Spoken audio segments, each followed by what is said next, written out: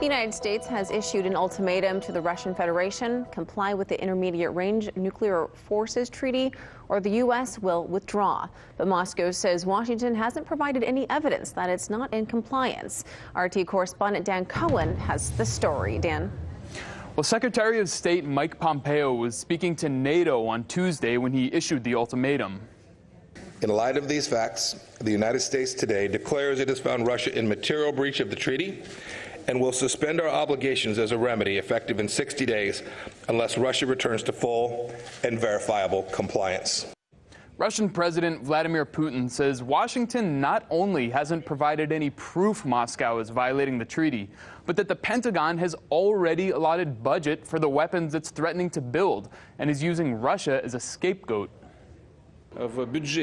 Development of these missiles has been approved in the Pentagon's budget already, but the U.S. only announced their withdrawal from the INF afterwards. Their next step was to see who they could put the blame on. And the simplest explanation that Western people are used to is this is Russia's fault. That's not true. We're against the destruction of this INF treaty. But if it happens, we will react accordingly. Putin's statement that there will be a reaction from Moscow was echoed by top Russian military officials.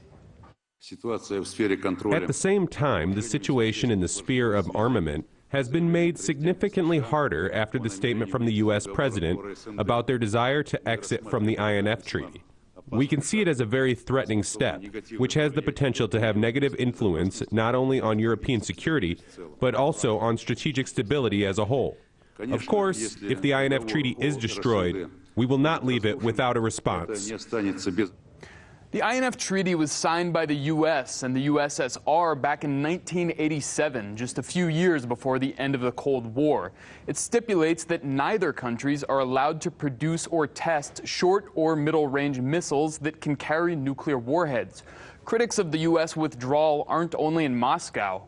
3 American senators wrote an open letter to President Trump complaining that the decision to withdraw was made without notice or consulting Congress. The letter says the move could exacerbate tensions within NATO and warns Trump against withdrawing from the Strategic Arms Reduction Treaty known as START. U.S. allies in Europe are not pleased with the decision either. The announcement by the U.S. that it's going to withdraw from the INF Accord is regrettable. The INF agreement has been an important pillar of our European security architecture for 30 years. For us in Europe, it's of great importance. We call on the U.S. to consider the possible consequences. What's not clear is why the Trump administration is making an ultimatum in the first place. Remember, back in October, President Trump confirmed the U.S. withdrawal from the treaty, saying, quote, "We'll have to develop those weapons. We're going to terminate the agreement, and we're going to pull out." Back to you, Natasha. All right. Thanks, Dan. And with the INF Treaty in question, we're joined now by investigative journalist Swann. Thanks so much for joining us today. Natasha, thanks for having me on. So, Ben, I want to start by asking you if you think an arms race is a serious threat, or are the two sides simply testing each other? I think it is a serious threat, and I think one of the reasons for that is because this has actually been a process that we've been in for about 16 years.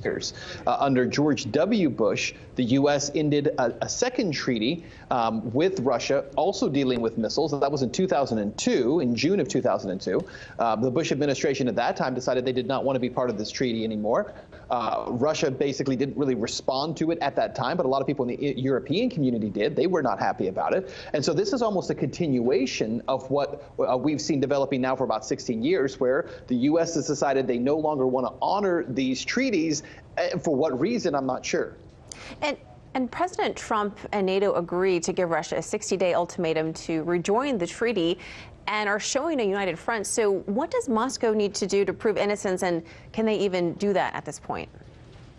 Well, that's a really good question. I mean, how do you prove that you're not doing what they claim that you're doing? So far, NATO has made the claim that, in fact, they believe the Russians are doing this, but can you trust NATO? Probably not, because the U.S. funds everything NATO does. So whatever the U.S. says, NATO is going to follow suit with that. I think the problem that we're also seeing here is that, as the Russian President Putin had said, and it is true, $65 million has already been allotted in the National Defense Authorization Act from 2017 to go toward building this missile program. So Senator Tom Cotton has been pushing for this. The U.S. has already allotted the money. And you mentioned in that piece before I came on here, there were 3 U.S. senators who were against this. Elizabeth Warren, the Democrat from Massachusetts, Mike Lee, the Republican from Utah, both of them asked for an amendment to say don't just end the treaty. Even if Russia is in violation, you don't just end the treaty. You try to work through this. The problem is by allotting the money to start building the program, it seems as if you've already made up your mind. And lastly, I want to ask you, who benefits if the treaty is abolished and why? Well, I think military contractors benefit. The military-industrial complex benefits more than anyone because now we have an entire new set of missiles that need to be developed, missile programs that need to be developed. You know, one of the questions that Senator Warren asked, which I thought was a very fair question, she said, have we even checked with our European allies as to whether or not they want this kind of system to be developed before we allot the money and spend the money to build it? And that's a huge question. Is the U.S. actually going to build these weapons and build these missile systems for countries that don't even necessarily want them, know how to operate them? And I think ultimately, to your question, who wins? Those military contractors developing the weapons. They win more than anyone. Ben Swann, we appreciate your insight. Thank you so much. Thanks so much.